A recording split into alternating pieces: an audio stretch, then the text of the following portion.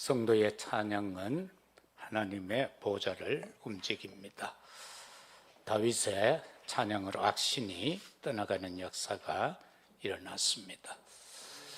우리가 오늘 이 시대를 살아감에 있어서 불신자는요, 어려움이 오고 고난이 오고 재앙이 닥쳐오면은 사주팔자려니 그렇게 생각하고 이것은 운명이다, 그렇게 모든 것을 체념하고 살아갑니다. 그러나 언약의 백성된 우리는 어려움이 오고 고난이 오고 많은 재앙 등이 올 때에 하나님의 뜻이 무엇일까를 찾게 되는 것이겠죠. 오늘 우리의 본문을 우리가 이래 읽어볼 때에 다윗이 고난이 얼마나 극심했기에 도대체 하나님 어느 때까지 내게 이렇게 하겠습니까? 정말로 어느 때까지 내게서 얼굴을 숨기겠습니까? 정말로 저 원수들이 어느 때까지 즐거워할까 내가 걱정됩니다. 이렇게 다윗은 자신의 삶에 대하여서 말하고 있습니다. 다윗은 모든 힘을 잃고 있는 상태입니다. 그리고 낙담한 상태에 빠져 있습니다. 그래서 이 고난이 어느 때까지 내게 이렇게 있어야 됩니까? 라고 하고 있습니다. 그 원인은 딴 것이 아니라 사울왕의 시기와 미움 때문에 그렇습니다. 골리앗을 물리치는 자는 내 사위로 삼겠다라고 했기 때문에 왕이 한 말을 시건할 수 없어서 지키게 되죠. 그런데 함께 왕궁으로 이스라엘로 돌아올 때, 예루살렘으로 돌아올 때에 막 여인들이 나와서 백성들이 환영을 하는데 이 왕을 높여야 되는데 다윗은 만만이고 사울은 천천히라, 거기에서부터 기분이 상해버립니다. 그래서 사위도 자식이잖아. 그런데 이거를 미워하고 시기하고 죽이려고 합니다. 그 속에서 다윗은 마음이 황폐하여져 가고 의욕이 상실되어져 버린 모습이 오늘 여기 나와 있습니다. 참 힘듭니다. 어느 때까지 내가 이렇게 살아야 됩니까? 라고 말이죠. 사울의 칼을 피해서 그 적국이었던 블레셋으로 도망을 합니다. 그런데 사람들이 알아차려 버렸습니다. 그래서 침을 질질 흘리면서 미친 사람 흉내를 내고 그 위기를 모면합니다. 다윗은 왜 이러했을까요? 하나님께 버림받은 느낌이 다윗에게 들어와 버렸습니다. 두려운 마음이 다윗을 엄습해 버렸습니다. 신앙생활을 할 때에 우리도 자칫 잘못하면은요, 같은 문제가 지속이 되면 그 시간이 오래게 되어져 버리면은요, 왜 이렇지? 내가 이렇게 오래 믿었는데, 나는 예수님을 시인하고 고백도 했는데, 예수님을 영접도 했는데 이게 왜 이래? 이런 마음이 들 때가 있습니다. 그리고 문제가 오랫동안 응답되지 않고 지속이 되면은 하나님이 나를 버렸나? 이런 생각이 들 때가 있습니다. 처음 은혜를 받고 나면은 천하를 다 얻은 것 같은 느낌이죠. 그런데 그게 시간이 조금 지나고 나면은 은혜를 받았을 때는 세상 것이 내 눈에 안 보입니다. 세상 소리도 내 귀에 안 들립니다. 은혜를 받았을 때에는. 그러나 내 그 은혜가 떨어지면은 이상하게도 지난 날보다 더 10배, 100배 세상 것이 내 눈으로 들어와 버립니다. 그리고는 이 소리, 저 소리, 잡소리, 모든 소리가 내 귀에 그렇게도 또릿또릿하게 들릴 수가 없습니다. 그래서 낙심하게 되는 겁니다. 내가 믿는데도 왜 이래? 내가 믿는데도 왜 내 가족을 구원 못하지? 구원은 내가 하는 게 아니라 하나님이 하시는 거요. 하나님의 은혜로 인하여 그 믿음으로, 은혜로 말미암고 그 믿음으로 인하여 구원을 받는 그 역사는 하나님의 것인데, 우리는 자꾸 내가 하는 줄로 착각해요. 내 남편 내가 구원하는 것이 아니고, 내 아내를 내가 구원하는 것이 아니고, 내 자식을 내가 구원하는 것이 아니고, 내 부모를 내가 구원시키는 거 아니요. 내가 할 수 있는 것은 단지 하나님의 약속을 붙잡고 기도하는 길밖에 없어요. 그러면은 시간표에 따라서 성삼위 하나님이 역사하셔서 구원의 은혜가 우리에게 임하게 되는 것입니다. 여러분, 절대로 버림받았다라는 느낌 오면은요, 지금 사단이 내게 불화살을 쏘고 있다는 것을 깨닫고요, 빨리 그것을 말씀으로 쫓아버려야 돼요.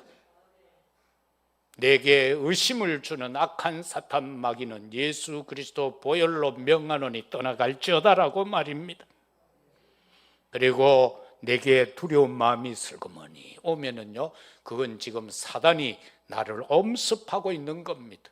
사단의 먹구름이 내게 덮어 씌워지니까 두려움이 오는 거예요. 대낮에 두려워하는 사람 별로 없잖아요. 깜깜하면은 두렵잖아요. 그런데 하나님 앞에 미쳐버리면요, 그것도 두려움 없어요. 우리 연인은 알는지 모르겠어요. 우리 시골에서 저 면소재지까지 가는데 이 산 고개를 넘어 한 9고개를 넘어야 되는 거리. 제가 어릴 때 대구서 방학에서 이제 시골에 가니까 면소재지 교회에서 집회를, 부흥회를 해. 옛날엔 시골에는 그저 1년에 한 번 정도 부흥회를 하면 그 주위에 있는 교회들이 다 가가 은혜 받아요. 그런데 가니까 우리 교회의 성도들은 경운기 타고 전부 가버리고 없어. 차도 없어. 그런데 저쪽으로 가면 15km야. 근데 산으로 질러가면 많이 좀 가까워. 근데 눈이 쫙하게 왔어. 무릎까지 빠졌어요. 근데 이상하게 가고 싶었어. 그 길로 가려고 그러니까 아버님, 어머님이 그거는 위험하다, 가지 말라고 그러는 거예요. 왜? 눈이 왔으니까 길도 없고 하면 큰일 나잖아. 그런데 되게 가고 싶은 마음이 막 일어나서 그냥 가버렸어요. 그런데 마을이 점점 멀어지고 꼴짝으로 점점 더 가니까요, 괜히 그게 막 오잖아. 이거 내가 잘못 왔나? 잘못 왔나? 근데 거기는요, 옛날에 6.25 때 사람들이 죽어가지고 이래 묻어놨는데 막 군화도 안주 있고 그랬어요. 근데 사람들이 나무를 거의 다 베서 떼버렸으니까, 옛날에는 땔감 때문에 전부 풀잎 같은 거 있잖아요. 눈 위에 풀나무가 이래 있으니까 바람이 부니까 이게 어때요? 바스락바스락 끄죠. 이 가니까 뭐가 뒤에서 막 따라오는 거 같고 호랑이가 나타나는 것. 그때는 할 수 있는 게 없잖아. 찬양밖에 없잖아. 막 하면서 가다 쭉쭉 미끄러지고 또 일어나가 막 대충 가봤던 기억 살려서 길을 찾아 간 거요. 갔어요. 왜 갔는지 몰라. 그게 아직도 나는 내게는 미스테리요. 그 길을 어떻게 갔지? 나중에 혹시 시간 되면 여러분 모시고 그 길을 한번 가보면은 실감이 날 거예요.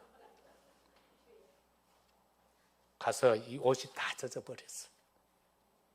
그래서 목사님 내복 얻어 입고 그래 집회 마치고 그래 왔는데, 이런 많은 것들요, 두려운 마음, 이거 하나님께서 내게 은혜를 주시면 사라져요. 찬양을 하면은 사라져요. 그럴 때는 소리를 내서 기도하세요. 그러면은 응답도 빨리 오고 사라지게 되는 겁니다. 고난은 고난이 아니죠. 고난은 고난이 아니에요. 우리가 어디에서 속습니까? 고난을 고난으로 받아들이면 인정하는 순간부터 우리는 사단한테 코가 끼어서 끌려다니게 돼요. 고난은 고난 아닙니다. 문제도 문제 아니요, 위기도 위기가 아닙니다. 어느 때까지니까? 첫째, 나에게 주어진 고난은 어느 때까지니까? 우리 고난 없는 사람 없어요. 다 있어요. 크고 작은 고난. 그런데 문제는 내가 당하는 고난이 최고요. 딴 사람은요, 억장이 무너져도 그건 내게는 별거 아니야. 그런데 나는 손톱에 가시가 찔려도 그 고난은 최고요. 그러면은 내게 주어진 고난은 어느 때까지인가? 하나님을 떠난 것을 깨달을 때까지 온다. 내가 하나님을 떠나서 살아간다는 그것을 깨달았을 때까지 고난은 계속 옵니다. 그게 왜 그렇습니까? 창세기 3장에서처럼 나 중심으로 살아가도록 사단이 우리를 속이잖아요. 내가 인생을 살아가고 있는데 창세기 3장 문제에서 내가 살고 있다는 거 깨달으면 고난은 떠나갑니다. 그러한가 하면은 네피림 시대 속에서 네피림이 나를 지금 공격하고 있다는 거, 물질 중심, 정욕 중심의 삶을 깨달을 때 떠나가게 됩니다. 사도행전 11장에서처럼 바벨탑에 나오잖아요. 이건 성공 중심 아닙니까? 어느 정도로 인간이 성공을 좋아하는가 하면은 하나님 나라까지 한번 있는 데까지 가자는 거예요. 그래서 탑을 열심히 한번 쌓아보자는 것 아닙니까? 이거 깨달으면 됩니다. 그거 깨달으면 자연스럽게 우리는 언약 속으로 들어가게 되죠. 언약이 분명하고 확실하게 붙잡혀지면 고난은 끝나는 겁니다. 그때는 고난이 고난 아닙니다. 문제가 문제 아닙니다. 위기가 아니라는 겁니다. 환란이 아니라는 겁니다. 순교한 그들이 그걸 환란으로 알았으면 피했겠지요. 그러나 그들은 그것을 환란과 핍박으로 여기지 아니하고 하나님의 영광을 위하여 자기의 목숨을 내놓았던 것입니다. 화형을 당했고 짐승에게 찢겨 죽었고요, 목이 잘려 죽었고 그랬어요. 그래서 우리는 마음 생각을 빼앗기지 말아야 합니다. 내 마음과 내 생각을 빼앗기면 안 돼요. 사울왕은 자기 마음과 생각이 어디에 빼앗겼어요? 저놈이 저거 앞으로 왕 되겠다, 거기에 마음 빼앗긴 거예요. 그런데 자기 아들은 돌아보니까 절름발이죠. 야, 저거 큰일 났다, 내 왕위가 내게서 끝나겠구나. 그게 본래 하나님의 계획인데 다윗이 성장되고 다윗이 위치에 어느 정도 갈 때까지 사울에게 맡겨놓은 거예요. 그런데 그걸 자기 걸로 알았단 말이에요.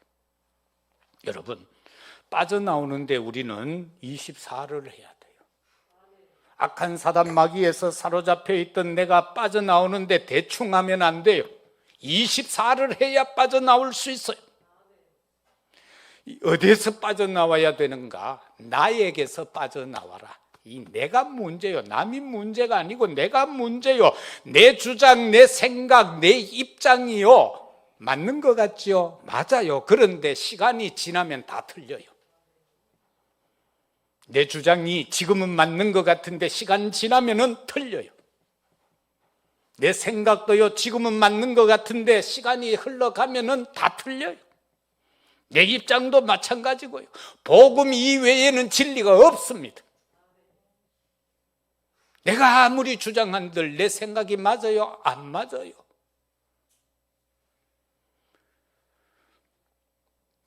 세상에서부터 빠져나와야 됩니다. 세상의 것에서 빠져나와야 돼요. 우리는 세상에 속한 사람이 아니고 영에 속한 사람이잖아. 그래서 세상에서 것에서 빠져나와야 돼요. 왜? 복음 외에는 진리가 없기 때문에. 그리고 강한 사단에게서부터 빠져나와야 돼요. 세상 사람들의 관심은 오직 근본적인 거 거기밖에 없습니다. 내가 여기에 빠져 있는 겁니다. 여기에서부터 빠져나와야 되는 거예요. 인간의 관심은 나예요. 내 자존심 조금만 건들리면 큰일 나잖아. 그때는 뭐 아버지고 엄마고 없어. 내 자존심 건들리면 애도 지 자존심 건들리면 삐져요. 그런가 하면은 네피림, 이게 인간의 관심이에요. 그리고 성공하는 거, 이거 인간의 관심이잖아요. 세상 거짓에서부터 우리가 빠져나와야 돼요. 이건 사단의 것이거든. 거짓은. 그게 뭐예요?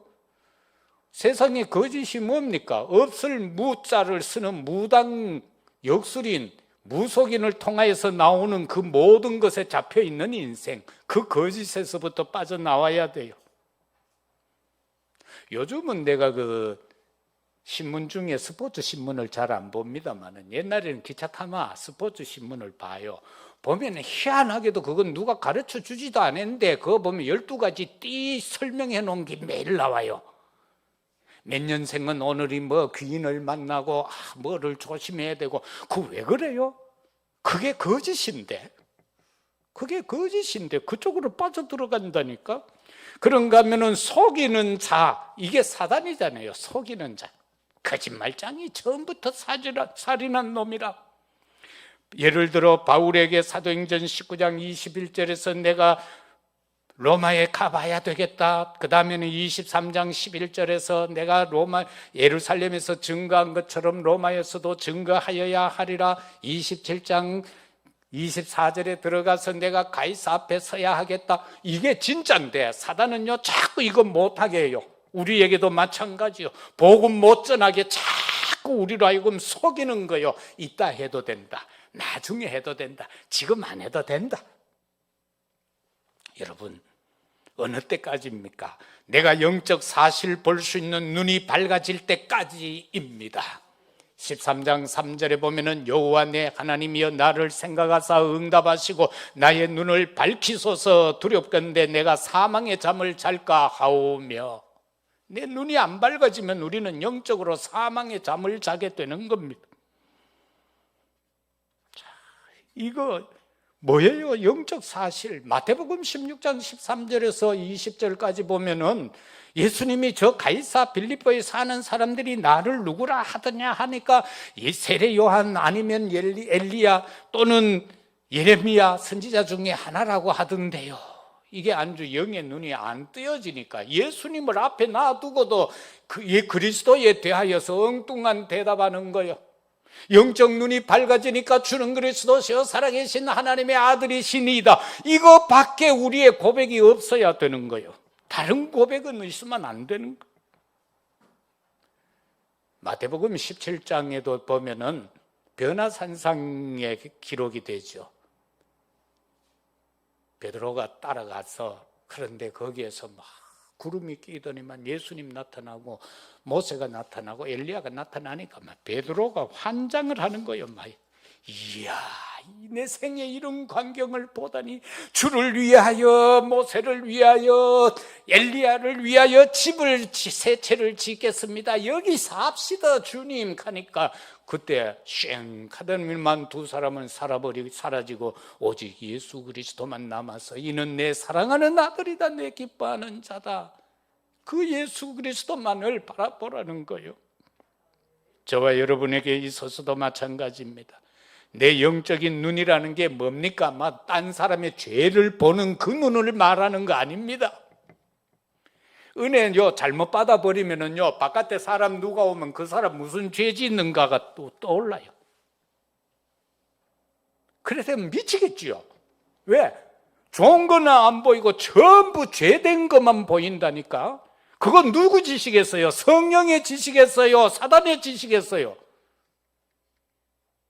성령은 살리는 것이고 사단은 죽이는 거예요.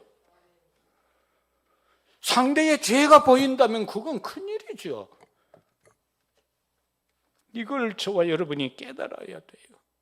오직 그리스도만 보이는 것이 영적 사실 볼 수 있는 눈이 밝아졌다라고 하는 거예요. 하나님의 은혜와 믿음만 우리에게 주어져야 돼요. 에베소서 2장 8절 아닙니까? 은혜로 인하여 믿음으로 말미암아. 그래서 그 속에서 오는 것이 오직 예수 그리스도를 통한 오직 유일성 재창조를 말씀하고 있는 것입니다. 두 번째는 성삼위 하나님은 눈에 보이지 않게 역사하신다. 하나님의 역사는 우리 눈에 안 보이게 역사해요. 하나님이 떡 나타나서 야 가자 이러면 얼마나 좋겠어요. 일어나 가자. 로또 번호 내 찍어줄게. 1, 2, 3, 4, 5, 6 찍어라. 하나님이 그래 해주면 얼마나 좋겠어. 그런데 하나님은 절대로 그렇게 안 하신다니까. 여러분, 눈에 안 보이는 그 하나님 앞에서 어느 때까지입니까? 우리가 할 수 있는 것은 나의 능력을 알 때까지입니다. 나의 능력을 알아야 돼요. 빌립보서 4장 13절에서는 내게 능력 주시는 자 안에서 내가 모든 것을 알 수 있다라고 말하고 있죠. 출애굽기 3장 1절에서 12절에 보면은요,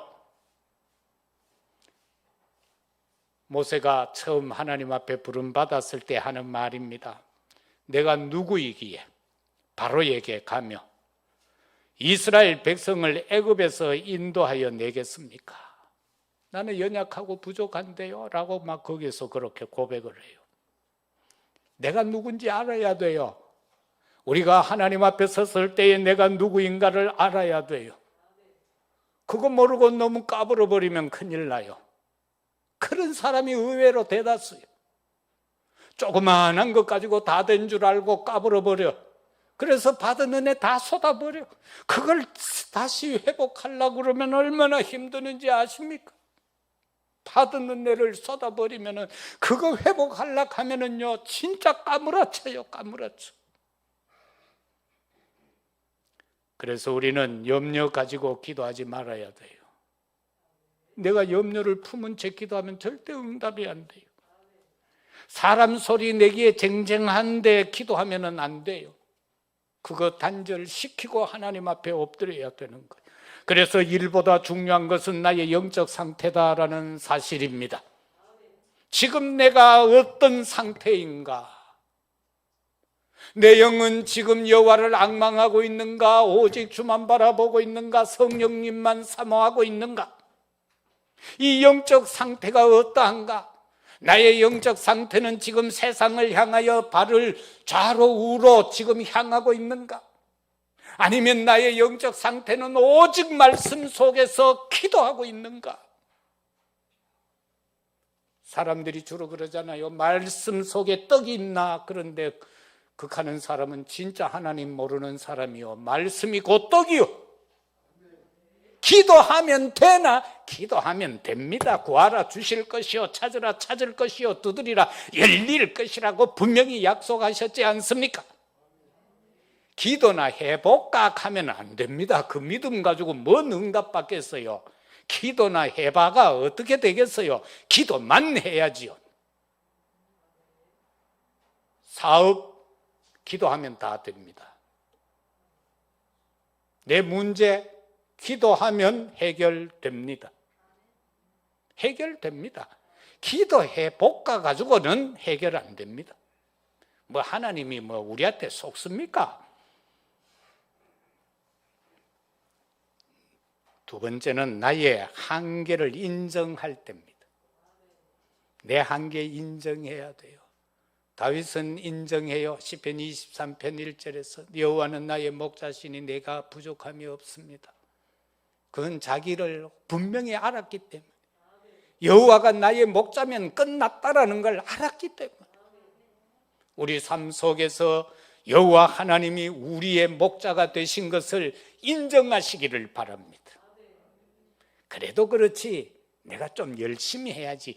나의 열심은 아무것도 아닙니다. 나의 열심은 아무것도 아닙니다. 그거 인정하기가 참 힘들 겁니다. 그런데 그거 인정해야 됩니다. 출애굽기 4장 10절에서 17절 보면 모세가 지금 하나님과 대화하는 장면이 나옵니다. 일을 해라 그러니까 저 이스라엘 백성 이끌어 출애굽시키라 그러니까 하는 말이, 나는 말을 잘 못하는데요, 내 입 뻣뻣한 거 아버지 아시잖아요, 내가 혀 둔한 거 아버지 아시잖아요. 그러니까 하나님이 말 못하는 자, 못 듣는 자, 눈이 밝은 자, 맹인이 된 자, 이거 누가 그렇게 했노? 나 여호와가 아니냐? 내가 네 입에 내가 함께 있겠다. 할 말을 내가 가르쳐 주겠다.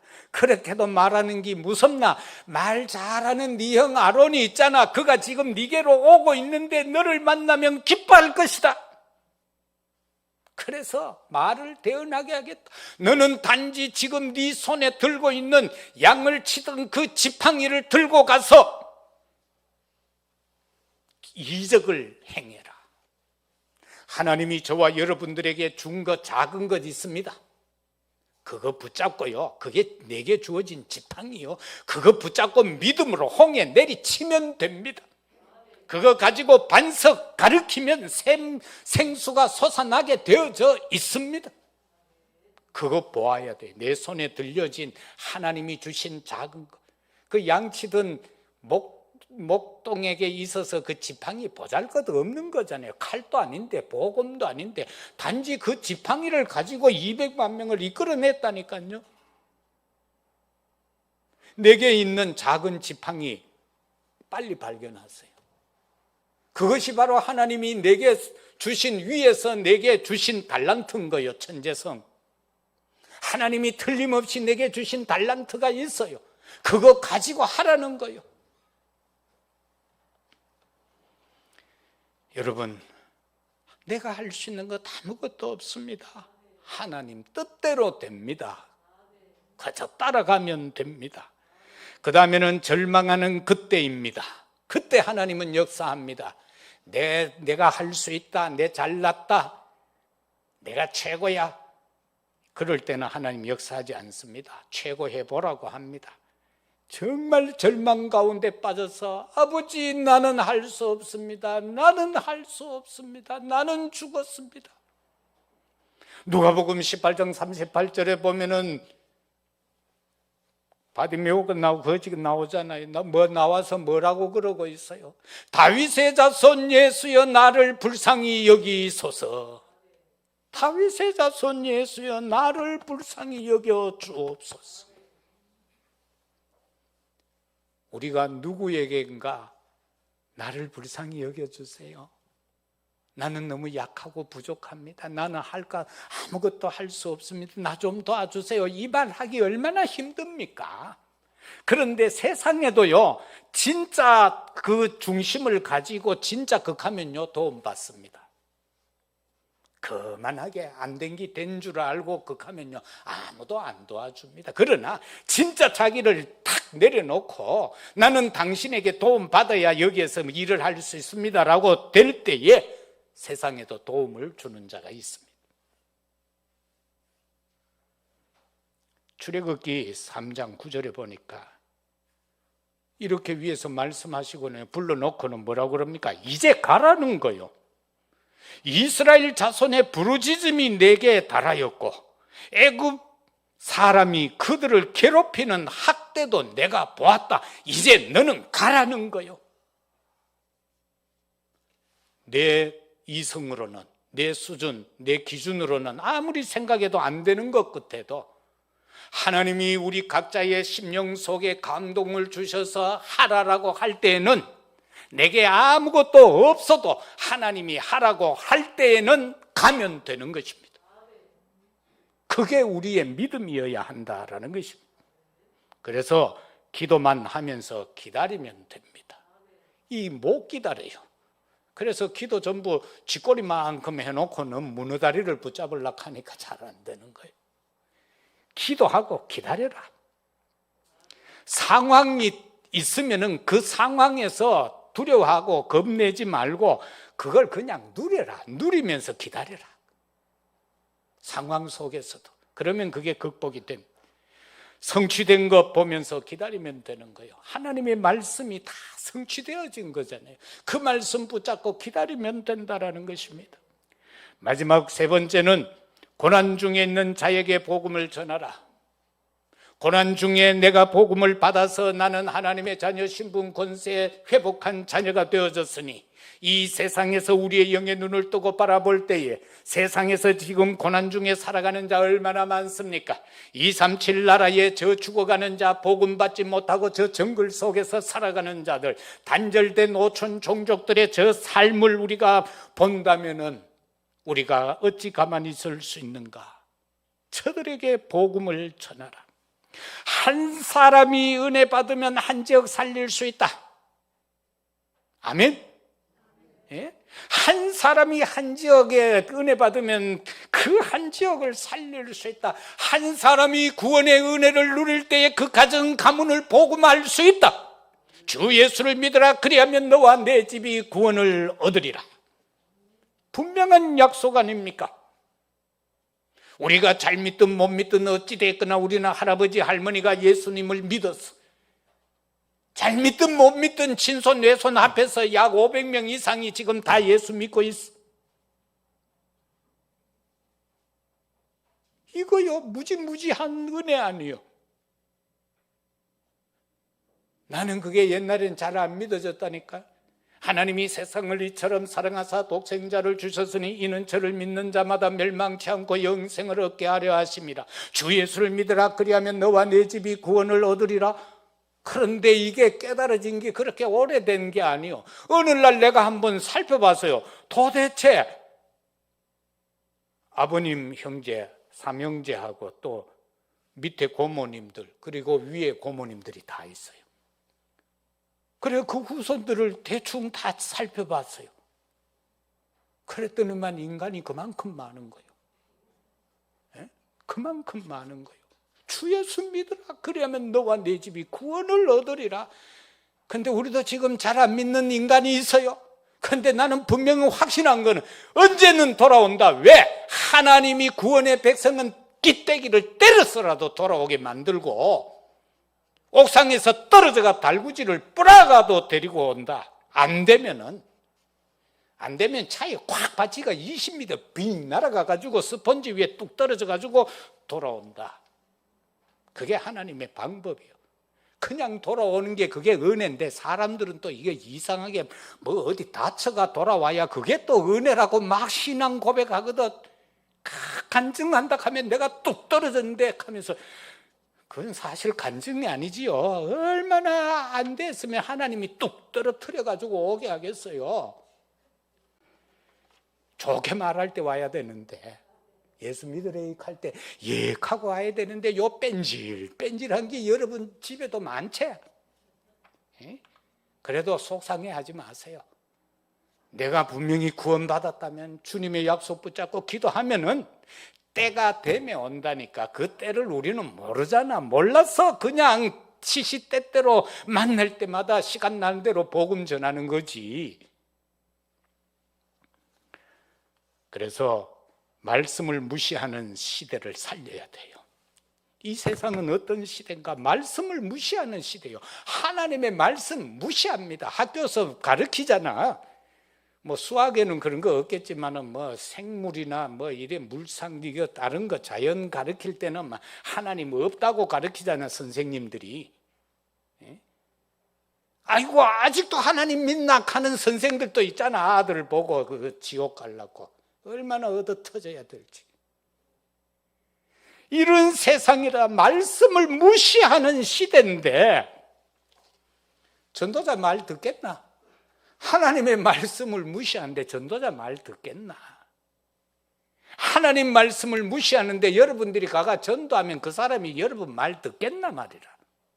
그러나 낙심하지 말고 언약 붙잡고 기도해서 하나님이 내게 주신 능력을 가지고 가서 선포할 때에는 그 사단이 꼬꾸러진다. 그 길로 가야 되는 거예요. 세상은요 여론에 편승하잖아요. 다수결이요 무조건. 손들으라 해가 숫자 많으면 그냥 하나님도 필요 없어. 교회도 그따위 짓을 하고 있다니까. 공동의회 하면서 손들어가 숫자 많은 대로 결정해버려. 하나님이 뭐라고 하는가, 하나님의 뜻이 뭔가 그건 안 봐. 숫자만 많으면 교회도 끝이야. 말씀 무시하는 시대. 그리고 인간은 편리한 걸 따라가요. 내 편리하면 끝이야. 그리고 지위, 계급을 따라가요. 이건 어디에서 이런 말씀을 볼 수 있노 하면은 바울이 가이사 앞에 갈 때 배 타고 갈 때 바울은 가지 마자고 그러잖아. 가면 죽을 나라는 태풍 만날 거니까 가지 마자 하니까 이 백부장이 선정한테도 물어보고 화주한테도 물어보고 선주한테도 물어보고 아이 괜찮다 한다. 왜? 이게 전부 경험적인 거잖아. 그런데 바울은 기도하고 하나님이 알려주셨잖아. 그래 가다가 만났잖아. 그래서 자기들 수출하려고 하던 상품 물에 다 던져버리고 나중에는 각자 시내 때 막 매달리가 부르짖는데도 안 되지. 그래서 바울이 나타나 어젯밤에 내게 하신 하나님의 말씀을 나는 믿는다. 여러분의 생명은 보존되리라. 나는 믿는다. 하나님의 은혜로 영적 풍랑 시대를 살려야 합니다. 오늘 이 시대 모든 사람이 영적 풍랑을 만났어요. 광풍을 만났어요. 예? 광풍의 시대는요 예고하고 안 옵니다. 갑자기 옵니다. 우리 믿는 자에게도 문제가 뭐 예고하고 옵니까? 몇 년, 몇 월, 며칠, 몇 시에 이런 문제가 네게 올 거다. 천만에요. 그냥 갑자기 옵니다. 과학 필요 없습니다. 노력 필요 없습니다. 종교 필요 없습니다. 절망과 죽음뿐입니다. 인생에게. 이 속에 있는 자들에게 우리는 복음을 전해야 된다. 예수 그리스도가 아니면 안 된다라고 말입니다. 특히 우리의 후대들이 여기 빠져 있어요. 이 후대들 예배 안 드립니다. 하나님 안 믿습니다.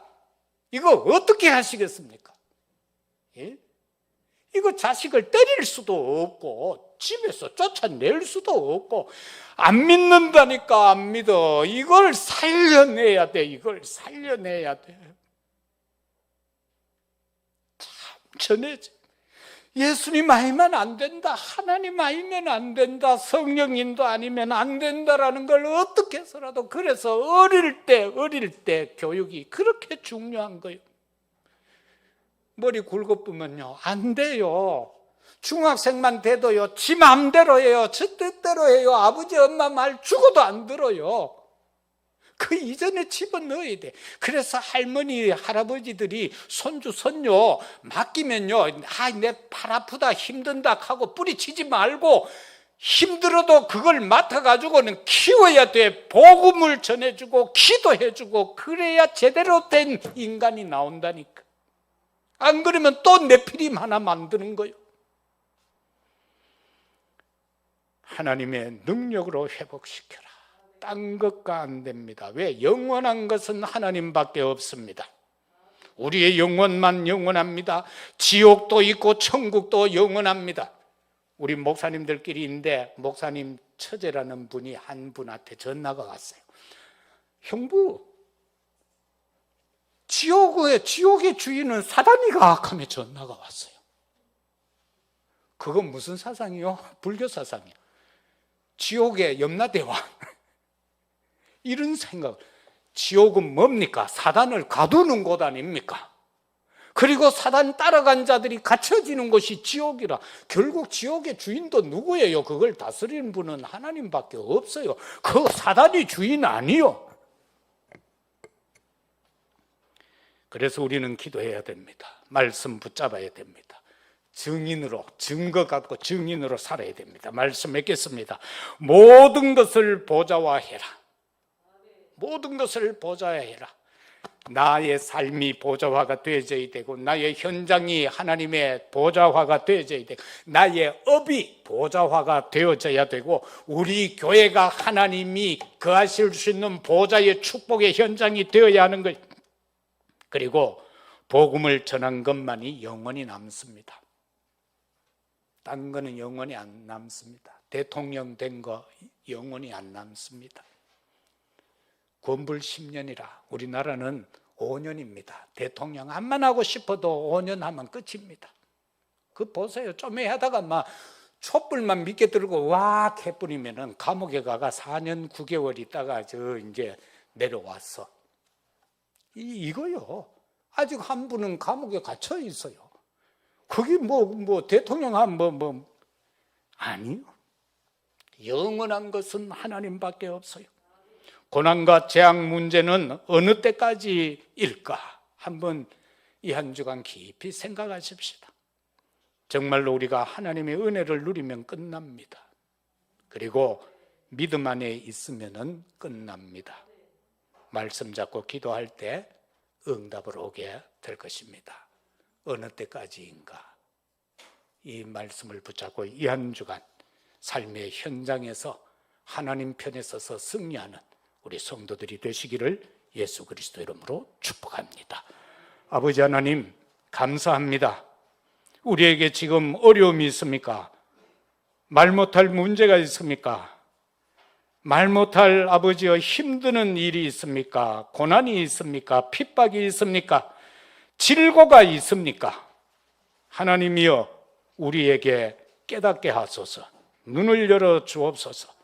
은혜와 믿음 안에 살아갈 수 있게 하옵소서. 하나님 편에 서게 하여 주옵소서.